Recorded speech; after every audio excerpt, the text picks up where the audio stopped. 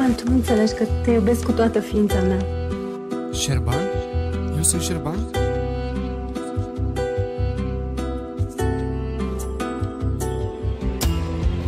După atâta timp în care ne-am iubit cu atâta foc, cum ai putut să-mi uiți numele pe loc?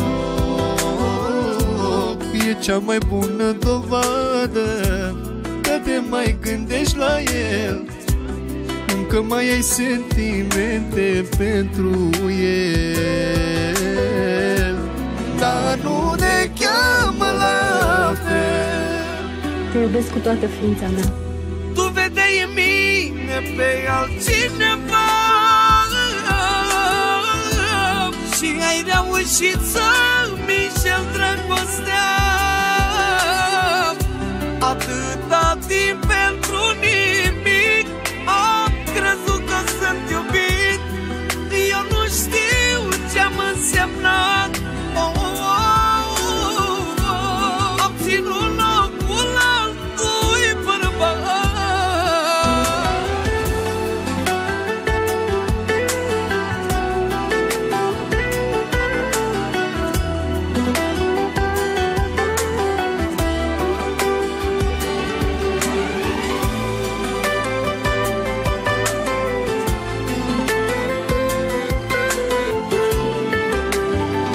Șerban, tu nu înțelegi că te iubesc cu toată ființa mea. Eu sunt Șerban? Azi noapte mi-ai spus o vorbă și-a înghețat inima în mine. Așa m-ai făcut să prind ură pe tine. M-ai pierdut de la o vorbă pe care n-ai luat-o în seamă. Să mă despart de tine, inima mă îndeamnă. Fără să te ating cu o palmă.